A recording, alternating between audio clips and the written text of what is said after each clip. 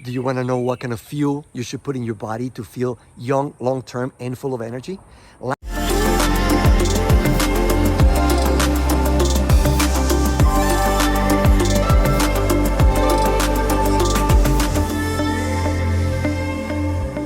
Hey guys, Pam. Hi, we're Cesar and Pam with cesarandpam.com. Don't sell your soul, your family, or your health to grow your business or career. And we're going to continue the conversation we started last week.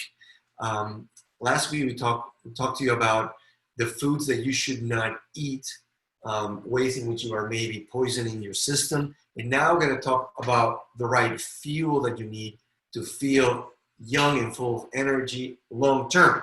So just like we talked about it, Pam, last week, about you have at home, if you have two shelves, one with dead food and another one with live food, you would always eat the correct one.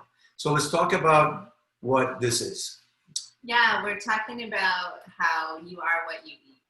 And we want to eat live foods, and we want to eat a lot of vegetables and some fruits. So I know used to be the whole pyramid thing, and now they've said, the food pyramid. The food pyramid, yeah. And now it should be lots and lots of vegetables, okay? So, and just thinking about, at least half of your food being living. So I think that's the main thing. Yeah, and it's talking about this book that we're using, 7 Pillars of Health by Dr. Dan Colbert. He talks about at least 5 portions of fruits or vegetables per day, 3 of them being vegetables. You got to minimize the fruits, 2 max, because you don't want to ingest too much sugar like we talked about last week. But if with every meal, if you eat 3 times a day, you have some vegetables and then a couple of pieces of fruit, especially high fiber. Say more than that now. Yeah? Yeah. Here, this guy says, if you think about your plate and you want to have, mostly vegetables and then small portion of meat. Well, that would be 3, right? 3 meals. So you eat 3 times, that's 3. And then 2 more portions being fruit. Or do you mean on each plate? It's equivalent to 2 portions. Yeah, I'm just saying portions are usually quite like a half a cup, or they're kind of small. But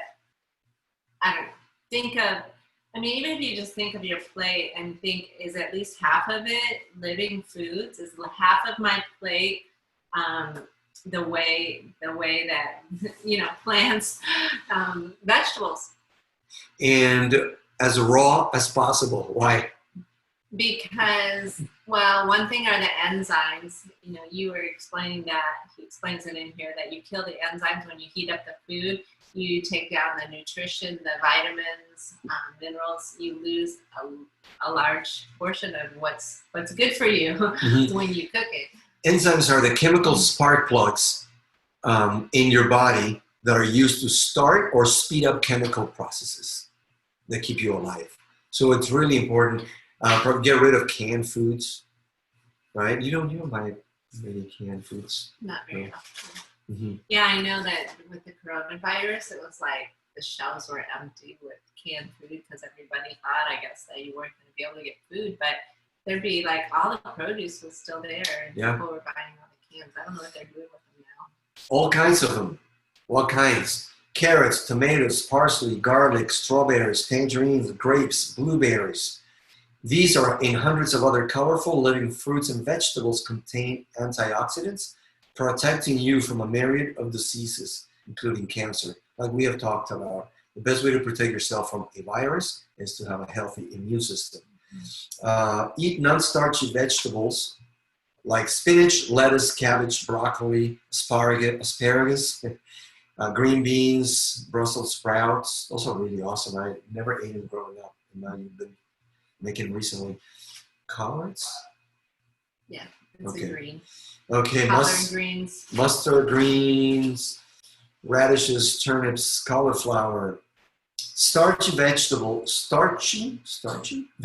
like beans, peas, lentils, potatoes, and sweet potatoes are fine, though if you're overweight, you will need to eat them in moderation. Now, why do you make more sweet potatoes. Why are they better than just regular potatoes? You know, sometimes he like asks me the why. I'm like, I don't know, just trust me. Sweet potatoes are better than white potatoes. I'm pretty sure there's more starch in the white potatoes, so it has something to do with the glycemic index. So sweet potatoes, healthier. Mm-hmm. Okay, one of fruits and vegetables, important ingredients, it's indigestible fiber. Maybe you think, what? Does that mean something I can't digest? Yes, because it soaks up water in the digestive system and sweeps everything out. It's nature's street sweeper for your GI tract. High fiber diets move food, toxins, and parasites through quickly and harmlessly. When your diet is low on fiber, it gives more opportunity for parasites to attach to your intestine and for toxins to enter your bloodstream. You're gonna feel fuller too if you have fiber. Yeah, and we talked about it last week. If you eat 3 times a day, you should have at least 3 bowel movements per day. So drink lots of water, eat lots of fiber. He always thinks it's funny when I mention that. We all poop every day, so should anyway. You just don't talk about it. Okay, so whole grains. Whole. English class. Sprouted grain breads, brown rice, whole grain pasta. What's the difference between sprouted? Like, what kind of bread? If somebody wants to buy bread, tell us about bread, Pam. Like, what's wrong with bread today, Okay. and what are the options?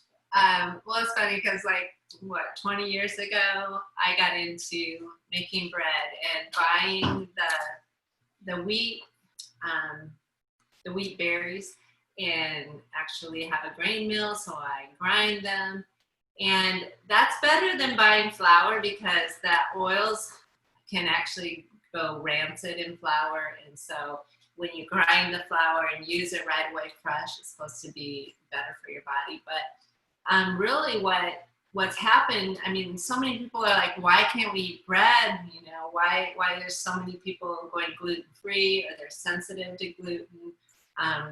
What's the big deal? Well, I think it's a lot in how we make our bread now, because before the invention of rapid rise yeast, which changed bread making, they used the process of sourdough, so fermentation. And the wheat berry has a layer, an outer layer, which allows it to be preserved. But you need to soften that, and the fermentation process softens it so that you can actually get the benefits of the wheat berry. I don't know, the nutrition. But there's also something bad. I can't remember the name of it that breaks down when that fermentation process happens. So rapid rise yeast changed the bread making industry so that we could mass produce bread, and also, processed flours. So one step would be, buying your own wheat berries and grinding it. But you can now, even better than that, would be to use sprouted. So you buy the wheat berries and you sprout them and dry them and make your flour, or buy a bread that's already been sprouted. So like Ezekiel bread, you can find it at Sprouts, Whole Foods, even the freezer section in some stores like Kroger, and that's made with sprouted grains. Yeah, and now if you're overweight or trying to lose weight or not gain weight, reduce intake of bread. Yeah, I mean, really, I think it's a habit to think you need bread with every meal. You know, that the meal's not complete without some kind of bread, and that's just a habit. So we need, and if you think, oh, that bread is too expensive, well, maybe we're eating too much of it, and you can buy a loaf of bread and eat much less and make it last. Yeah. I mean, yeah. Okay, so another subject, fats. There's been a strategy for decades to get rid of fats, because nobody wants fat, right? I don't want fat. But there are also some good fats. There's right? good fats. Mm-hmm. So what about those, Pam? What about the monounsaturated fats and omega-3 fats? Really?